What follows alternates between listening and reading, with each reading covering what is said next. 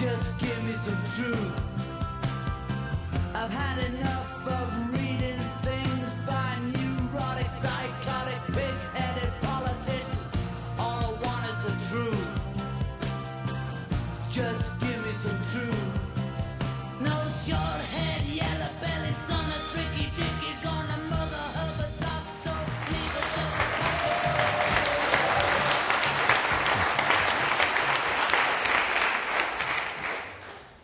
The title is The Zionist Agenda, Dr. David Kelly and the Propaganda of the BBC. There is a continuum, as it happens. You might like to ask me about Dr. Kelly and why he was assassinated afterwards. I have spoken of the need for independent parliamentary candidates of known principle and expertise over the past decade, and I have loudly said that our democracy and that of many other nations is illusory. The people, that is the demos in Greek, have little or no power in the pathways of their lives and of their nations. This applies especially to the poorer citizens. Think of the Greeks. Think of the Palestinians. I have detached myself completely from this disgusting election, and with all its triviality and gross dishonesty, but I have been pleased to give full support to Stephen Hopwood in his independent candidacy in this Totnes constituency. I've been asked to cover three areas in 3/4 of an hour: global Zionism, Dr. Kelly's unnatural death, and the state broadcaster. I will pick out the most salient parts of each and finish by concluding where we have got to and what forces we stand against if we are to achieve those words with which I sign my name. I don't sign my name with the fatuous yours sincerely, when it often isn't. I say for truth, reason and justice. And I often say, that child is my child. Some definitions. We must always start with definitions. I'm sure that Clegg and Brown and Cameron could not define a damn thing. I mean that because they're used to slippery words which mean nothing. Zionism, simply put, a promised land for the chosen people, promised by Jehovah, Yahweh, and chosen by Yahweh, the land. A political, colonial, and nationalistic ideology. Overwhelming numbers of supporters are Christian Zionists, and that is an oxymoron. Christ would not be a Zionist, but he was inclusive. The prostitutes, whatever, the lepers, not exclusive, which is Zionism. About 40 million people in the US are Christian Zionists, but there are many closet ones, including those within the Anglican Church. And I mean that too. There is widespread support in Pugin's Palace, the Palace of Westminster, the theatre of vanities and lies. Each major party has its Friends of Israel Association. The Tory one has 80% of the parliamentary party in its embrace. Being a Labour Friend of Israel is necessary if you are to achieve a ministerial post, and the website of the Lib Dem Friends of Israel is blatant treason. The relationship is treasonable in each party because it puts the welfare of another country, or entity as I prefer to call it, on an equal or higher footing than our own. Policies are supported which benefit Israel, but which sometimes harm British interests. Membership of Friends of Israel is rarely mentioned in debate or communication. That is, special interest is concealed, which would not be allowed in your parish council.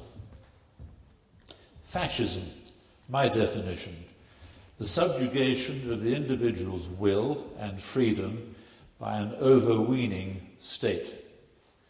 Humanity withers, freedom of speech is stifled, and the soul dies. Self-preservation becomes a dominant drive. I will read at the end a quotation from a book by Milton Mayer, written in 1950, who paints a stark picture of the German people under rising fascism from 1935 onwards. In fact, I won't, I forgot to bring it, but Google Milton Mayer in Information Clearinghouse, and you'll read words which describe exactly what is happening to the people of this country and Europe and America now.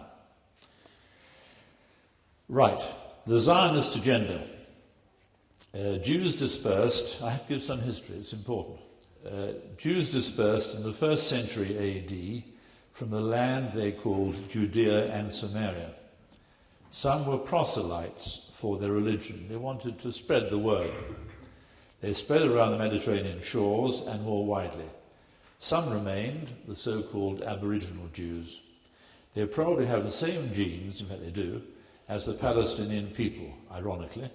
The Romans did not usually drive out the people they colonized, and that is true. So it is unlikely that they drove out the Jews from Judea. In the 6th century, there was a mass conversion of the Khazar people, that is more or less Kazakhstan, to Judaism at the command of their king. These people spread westwards and nowadays form the majority of Jews, I believe. A Jewish identity is given by having a Jewish mother. That's a fact. Many Jews in many nations were well assimilated, but the religion tended to hold them apart, and they clustered. Some populations were persecuted. I'm just thinking of the Amish. They clustered. They're in a cluster. Some populations were persecuted, as in the Spanish Inquisition and in Eastern Europe in the 19th century, the pogroms. In the UK, Jews were kept out of the law, medicine, and other professions, as were the Quakers with them. A Jewish atheist, Theodor Herzl, was prominent in the early Jewish Zionist movement, and a World Zionist Congress was held in about 1897. He said quietly, "If I were to sum up the Congress in a word, which I shall take care not to publish, it would be this: at Baal I founded the Jewish state. If I said this out aloud today, I would be greeted by universal laughter. In 5 years perhaps, and certainly in 50 years, everyone will perceive it." That was in 1897, before any Jewish Holocaust in 1942 onwards. Zionist settlement had started in Palestine in 1885, in fact.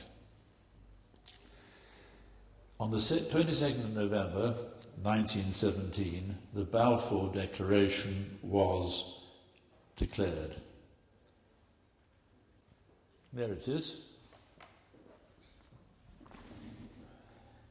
All of the 126 words gave away someone else's land which Britain would not have mandate over until 1922. The wording had been provided by the Zionist Lord Rothschild and by Chaim Weizmann, a chemist, Zionist. Balfour, a Christian Zionist, wrote privately a few years later that he had no interest in the opinions of the native peoples, that is, the Palestinian Arabs, 20% Christian, 80% Muslim, plus Aboriginal Jews who weren't keen either. The Arabs rejected, later on, the grotesquely unfair UN partition, 56% going to the Jewish people, mostly new immigrants during the war and just after, and a third of the population of Palestine